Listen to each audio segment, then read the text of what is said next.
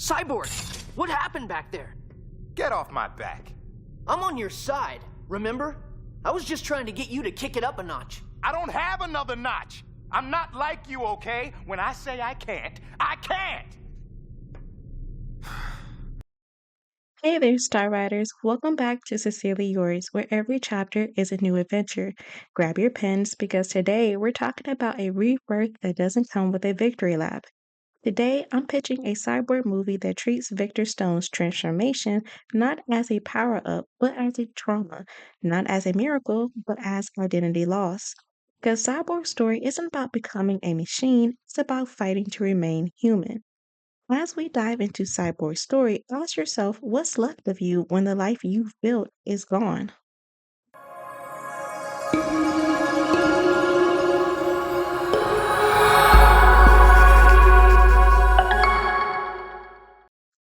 Cyborg is one of DC's most complex and layered heroes, half man, half machine, and all heart. But his story isn't just about high tech upgrades and blasting sonic cannons. At its core, it's about identity. Victor Stone isn't just another superhero with gadgets, he's a young man who had his future ripped away in an instant and now has to navigate a life where every mirror reminds him of what he's lost and what he's become. And Victor, he's not the type to sit around feeling sorry for himself. Well, not for long, anyways. You lost my car? My car lost a race? No way, we beat him easy. She handled like a dream. She did? How'd she take the curves? Because you know I've been working on the suspension for it. Don't try to distract me. If you've seen Cyborg in the comics and/or animated series, you know he's got that perfect mix of brains, brawn, and sarcasm. But this movie, we're going deeper. We're showing the struggle behind the smile, quiet moments where he's wondering if he's even human anymore, and the loud moments where he's blowing up enemy tech like it's nothing. This movie opens with Victor at the top of his game, a high school football star, hometown hero, and son of one of the most brilliant scientists at Star Labs, Dr. Silas Stone. Seen, Victor. Seen? I haven't seen you in days, Dad. You missed me crushing it at my game, and the celebration after, and the 4 college scouts who stopped by to, I don't know, woo me? I am sorry about that. Truly. But you won't need football scouts to get into college if you get your grades up. I got a 4.0 GPA, which maybe you know if I was half as important to you as the dumb machines in this lab. That perfect life, it shatters in a heartbeat during a devastating accident at the lab. We witness the chaos, alarms blaring, smoke filling the air, and Silas making a desperate decision that would change his son's life forever. Saving him by emerging his body with experimental cybernetic tech powered by an alien artifact. Has to.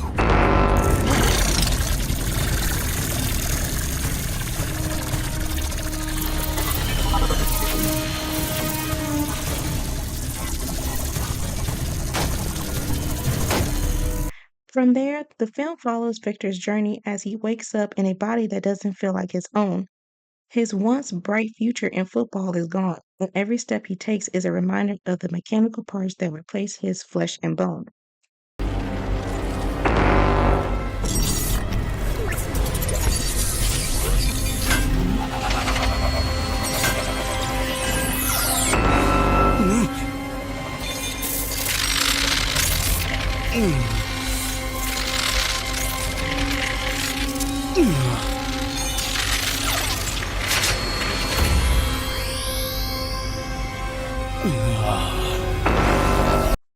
But this isn't just about the tech, it's about the psychological weight of losing the life he knew and having to build a new one from scratch. But here's where it gets real. Victor's accident wasn't random. The attack on Star Labs was part of a bigger plan by H.I.V.E, and they're not done. Our villain, Brother Blood, in this version, he's not just a cult leader, he's a visionary in the most creepiest way possible. He believes technology is the next evolution of mankind, and he'll strip away your humanity without blinking if it means achieving his dream.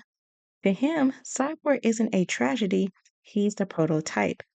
And of course, this isn't just going to be Victor moping in a lab. We're talking big, explosive action. Expect high tech battles in neon lit city streets, hacking duels inside Cyborg's own system, and the "oh, he's done playing games" moment, where Victor's tech goes full overload. By the end, you're not going to see Cyborg as the tech guy in the Titans. You're going to see him as the heart, the brain, and the one you absolutely don't want to mess with.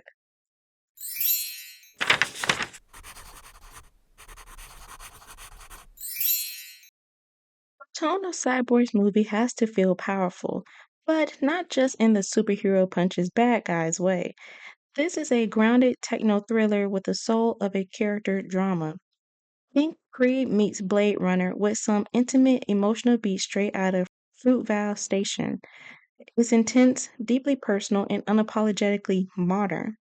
We're diving into grief, identity, and resilience, but all through the eyes of someone who's had their humanity literally redefined. This isn't just a story about learning how to use your powers, it's about learning how to live again when the future you dreamed of is gone. When I was an athlete, when I was human, I loved pushing my limits.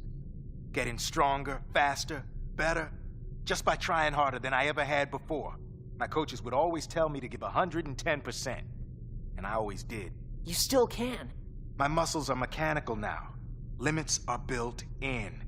No matter how hard I try, 100% is all I've got. This movie's going to balance fast paced, high tech action sequences with raw, quiet moments of Victor processing what's been done to him. It's got science, suspense, found family, and that sharp, sometimes self depraving humor that only Cyborg can bring. And let's be real, this is also the movie where someone's going to say, "Yo, how many gadgets does this dude have?" And the answer, enough to shut down a satellite while ordering a pizza and winning at Call of Duty, all at the same time. Hey, Beast Boy, can you turn that down? I said turn it down!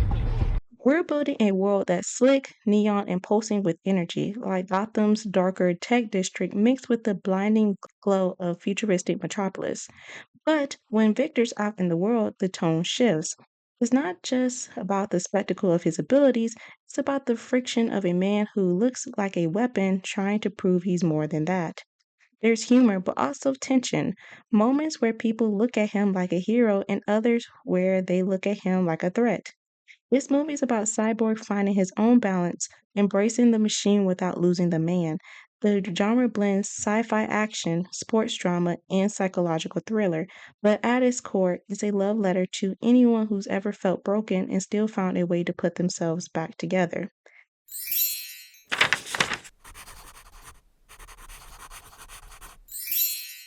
Act 1 opens not under the glow of an alien sun, but under the harsh stadium lights of Metropolis High School football field. Victor is at the top of his game, a record breaking athlete, scholarship student, and son of Dr. Silas Stone, one of the leading scientists at Star Labs. But off the field, that relationship with his father is strained, to say the least. Silas is more invested in his work than his son's life, and Victor has learned to thrive without his approval. All that changes one night when Victor visits his father at Star Labs. What should have been a quick trip turns into chaos when the facility is attacked by a mysterious paramilitary group. In the confusion, Victor is caught in an explosion that should have killed him. But Silas, desperate not to lose his son, makes a fateful choice, using forbidden technology powered by an alien mother box fragment to rebuild Victor's broken body. Victor wakes up in horror, metal where there used to be skin, a glowing red eye where there used to be nothing but human warmth. His days of football glory gone, his life forever changed. And worse, his mind is now linked to systems and information he doesn't understand, systems that whisper to him in code and static. It's not just about surviving an accident, it's about losing the life you've been working for since you were a kid. Victor isn't just asking, "Where am I now?" He's asking, "Who am I without the thing I thought defined me?" That's where this real story begins. Act 2 is all about adjustment and paranoia. Victor tries to keep his new reality a secret But his powers start to manifest in public, intercepting police radios without meaning to, shutting down ATMs just by walking past, scanning people like a living lie detector. These abilities draw the attention of Star Lab's enemies, especially Hive, a shadowy organization with an obsession for blending man and machine. The center of Hive is Brother Blood, reimagined here as a brilliant and dangerously charismatic tech cult leader who believes humanity's future lies in becoming future cybernetic. Honestly, this just giving Cyberpunk 2077. But to Brother Blood, Cyborg isn't a freak accident. He's the prototype for the next step in evolution.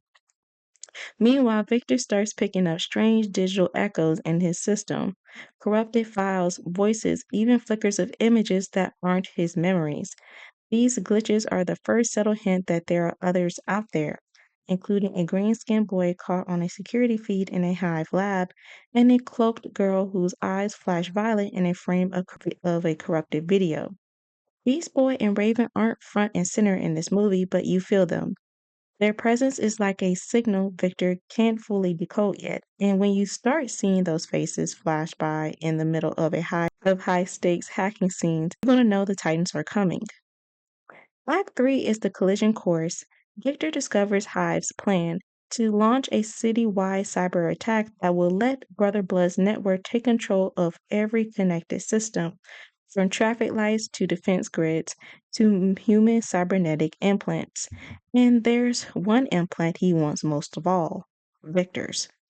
The climax of a high-octane showdown at Hive's central server core, a massive underground chamber lit in pulsing red and green, with cables snaking into the walls like veins. Victor battles through swarms of cybernetically enhanced soldiers, fighting not just physically but digitally, counter-hacking blood systems from inside his own head. In the final moments, Brother Blood tries to override Victor's core programming, forcing him to relive his worst memory, the accident.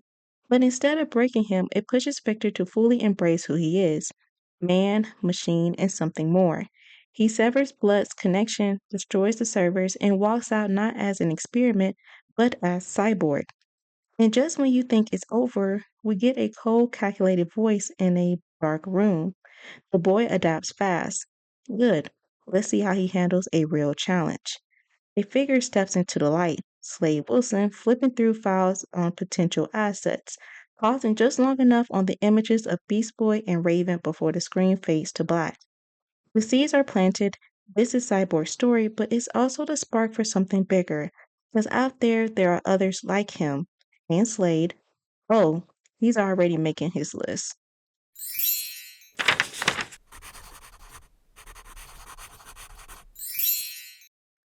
Victor Stone's journey is about reclaiming himself, not just physically, but mentally and emotionally.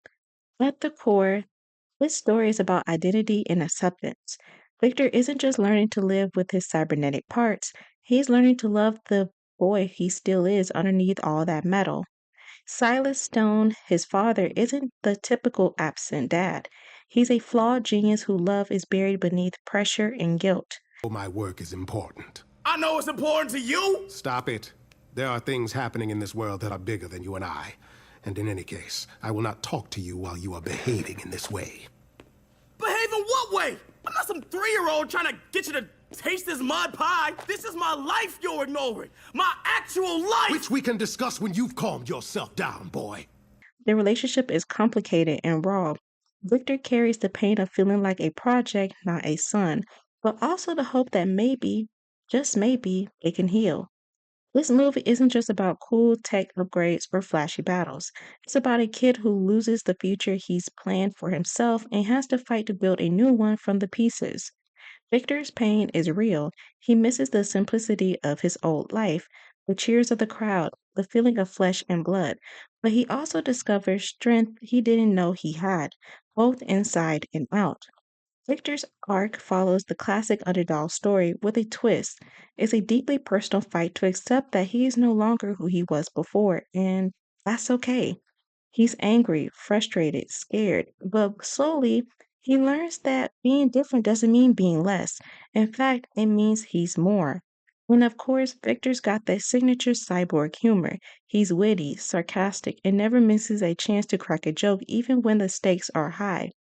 It's his armor just as much as the tech on his body. Along the way, the movie touches on themes of found family and belonging. Victor's glimpses of Beast Boy and Raven, those digital echoes and cryptic messages, represent hope that he's not alone, that the people who get him, who see him, are out there. By the final act, Victor isn't just fighting external enemies, he's fighting to own his own identity. Climax isn't just about defeating Brother Blood, it's about Victor standing tall as Cyborg, fully himself, a man who's both human and machine, with a heart that refuses to be defined by tragedy. This is Victor Stone reclaiming his place in the world, no longer hiding in the shadows or doubting his worth. He's not a mistake, he's a hero, and that journey is one we can all relate to.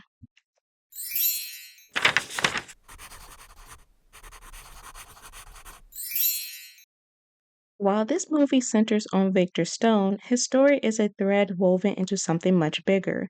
We're not putting the whole Teen Titans team on screen yet, but we're definitely dropping breadcrumbs for what's next. Victor's journey is peppered with subtle nods to his future teammates. Early on, you might catch a glimpse of a green shape darting through a security feed, too agile and mischievous for any normal animal. That's Beast Boy already carving his path wild and unpredictable. And in the background of a crowded Star Labs hallway, a new bulletin mentions a strange disturbance in a place called Azerod, a shadowy figure cloaked in mysterious mystery and power. That's Raven, though Victor doesn't know it yet. Meanwhile, Robin and Starfire aren't front and center here, but they're very much part of this universe. Victor and Robin share a tense but respectful alliance, working together to keep the city safe without needing to be the boss or the star. Starfire's energy is like the spark of hope Victor feels when the weight of his tech feels like it might crush him. They're not romantically involved in the story, but their collaboration shows the early bonds of the Titans forming. And after the credits roll, because you know there's a post-credit scene, Victor is shown in a dimly lit chamber hooked to a system running diagnostics on his cybernetic parts. Suddenly, a dark hum fills the room, and a figure cloaked in dark energy appears, eyes glowing faintly violet. It's Raven, arriving quietly, her powers pulsing beneath the surface, setting the stage for the next chapter of the Titan saga. There aren't just fun throwbacks or cameos, they're emotional signposts, threads connecting Victor's story to a larger universe of heroes who are each battling their own demons. Beast Boy's untamed wildness, Raven's mysterious powers, Robin's leadership, Starfire's wild, contagious energy. They represent pieces of what Victor needs and what's coming. And remember, Rob is here not to save the day, but to remind Victor and Starfire that heroism isn't about being the loudest or the strongest. Sometimes it's about standing together, even when the world tries to tear you apart. So, the Titans aren't quite assembled yet, but the shadows are lengthening, pieces are moving, and trust me, the next movie, that's when the darkness fully arrives.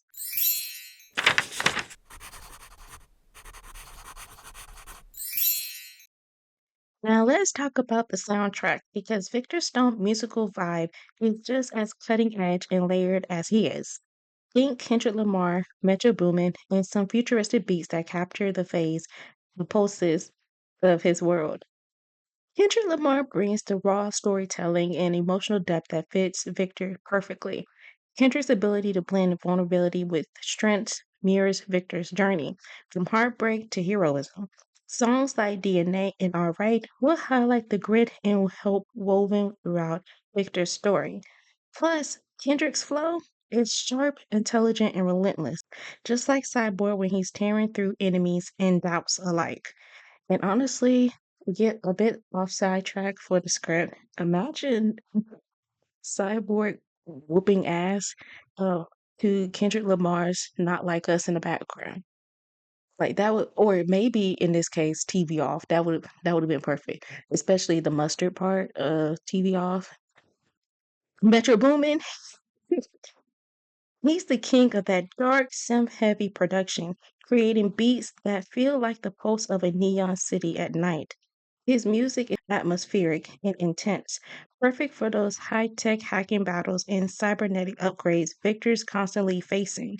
Imagine a Metro Boomin track layering under a tense scene where Victor is wrestling with his own systems, his human side trying to break through the machine. And I'd throw in a little Juice World for those moments of introspection, when Victor's not just fighting external threats, but his own fears and losses. Juice World's emotional rap and melodic hooks would underscore the vulnerability beneath the armor, adding a layer of humanity to the cyborg. Together, this soundtrack would be a blend of hard hitting beats, emotional storytelling, and futuristic vibe, giving the movie a sonic heartbeat that's just as dynamic as Victor himself. It's the kind of music that gets you hype, gets you thinking, and most importantly, gets you feeling.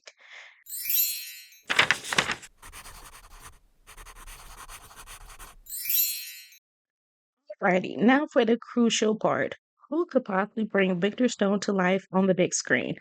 Victor needs someone who's not just physically commanding, but someone who can carry the weight of Victor's journey, the struggle, the humor, and the heart beneath all the tech. Here are my top picks. Justice Smith, known for Detective Pikachu and The Get Down. Justin has the perfect mix of charisma and vulnerability. He can play the confident athlete, but also the layered kid wrestling with a whole new identity. Plus, his ability to deliver sharp, witty lines makes him an ideal fit for Victor's quick humor. Kevin Harrison Jr. With powerful performances in Loose and The Trial of the Chicago Seven, Kevin brings intense emotional depth. He's perfect for portraying the conflict between Victor's human side and the machine he's becoming, with a brooding presence that's magnetic on screen. Algie Smith. From Euphoria and Detroit, Algie can nail the blend of toughness and sensitivity. His athletic build and natural screen presence makes him a strong candidate to embody Victor's physicality and complex emotions. Each of these actors has the chops to not just play a hero, but to be Victor Stone, a young man navigating loss, love, and transformation, while still keeping his swagger intact. The right cyborg can make you believe in the man behind the metal.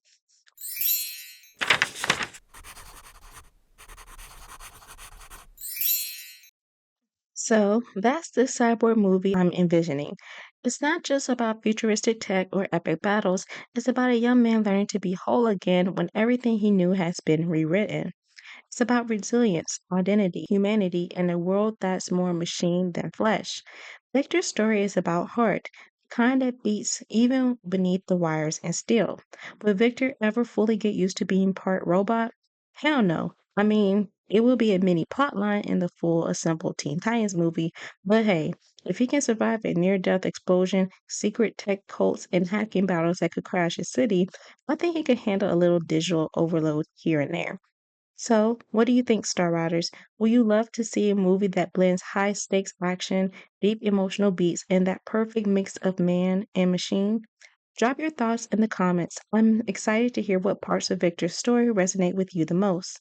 Don't forget to like, subscribe, and ring that bell to join the journey through the stars for more out of this world ideas.